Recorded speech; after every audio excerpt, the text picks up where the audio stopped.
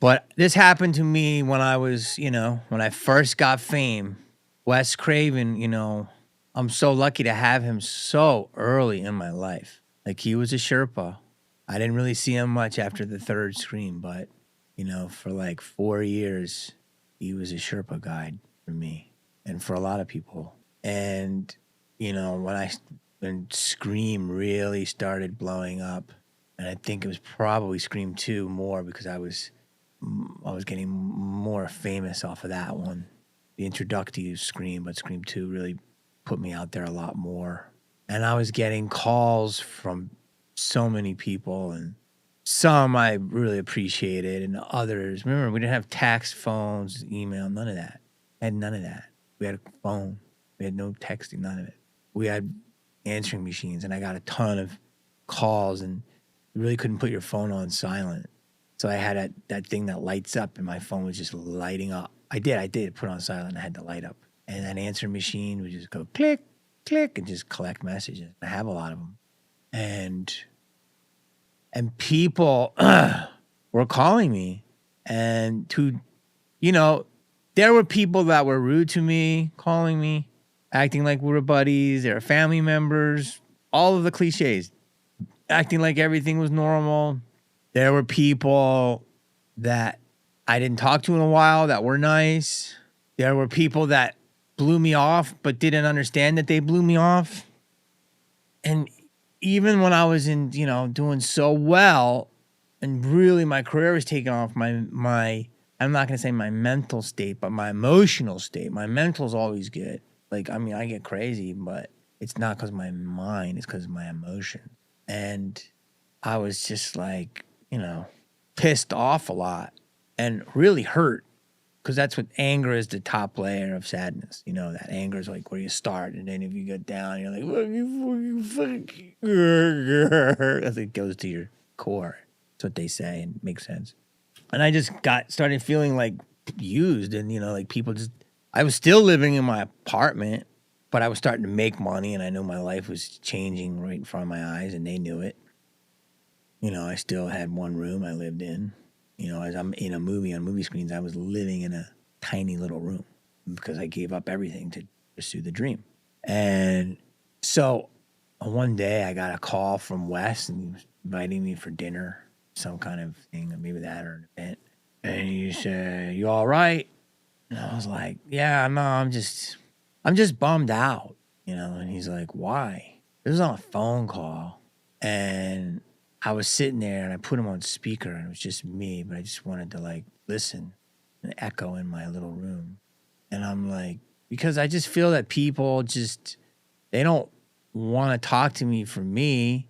I see their motive so clearly. It's oozing off of them. Now, some people try to be slick, which is dumb. Like, you can never be slicker than a broke actor, comedian, whatever. Someone who's made a mark in Hollywood legitimately, still going up the correct way, you're not going to be able to be slick because there's just too many potholes that they've already navigated, so they know every trick.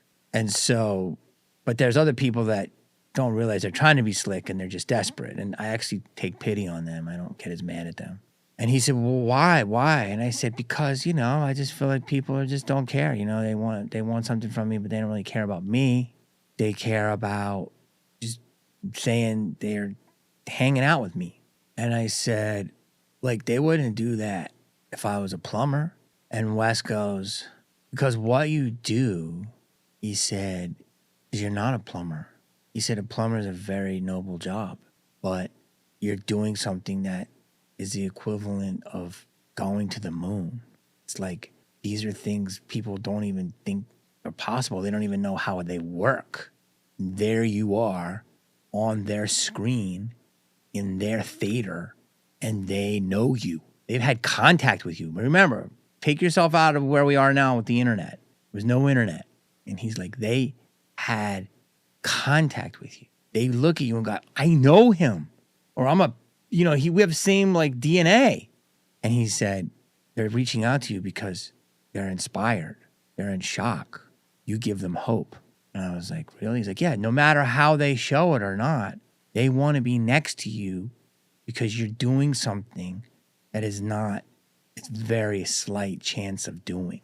And he goes, take it as a compliment, no matter what their intentions. You did it. And I just sat there in my little apartment on Highland Avenue.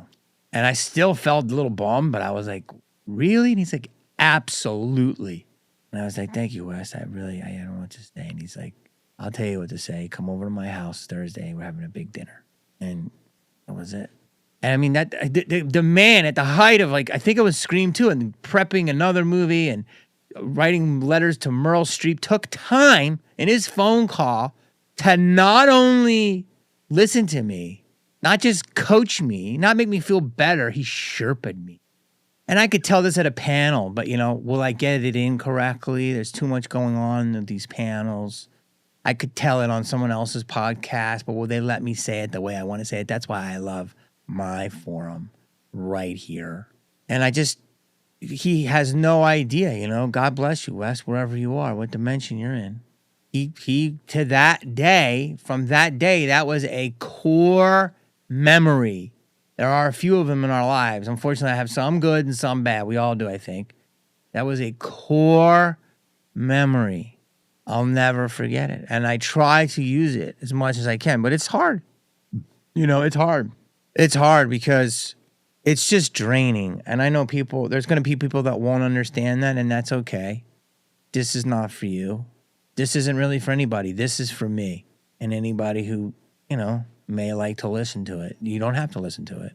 It's not me. I'm just sharing person to person experiences of how, the biggest thing is I get drained because I have to be the version of people that they want me to be, people, or else I'm an asshole.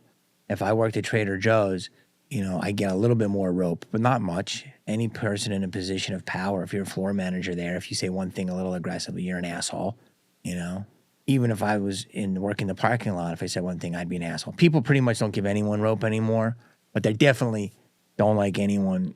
I mean, some people, they like some people that are famous, but it's always been, you have to be the magnanimous person no matter what people say to you. And you go, yeah, you got a house, you got a car, you got money. Sure, I 100% agree with you. And I've put up, and I've gotten amazing things. I mean, I've had Bentleys and Aston Martins at the same time, It's a little flex.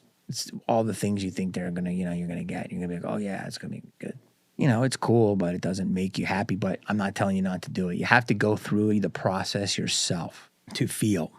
And that doesn't just mean fame. It means significance, You can rise very high in your job and make a lot of money and get a lot of attention for it. So it's any amount of significance, because when people want something from you, and the thing is that it's just draining, and I'm bringing it up because it's just like the universe. I hate to say it, but this matrix, whatever we're in, constantly throws these lessons at me, or constantly throw these examples, and they're not even lessons. They're just like, this is really fucking with me. This fucking kid that's running this whole system from his fucking space bedroom or wherever he is fucking with me as a sim. I'm one of his sims, and they fuck with me. And you go, what do you mean? And because they just put things in my fucking grill that are constantly, I'm like, this whole day is the same lesson. And it's just like, you got, and my whole lesson is this last couple weeks has been, is surround yourself, be around in your life with people that really support you in who your essence is.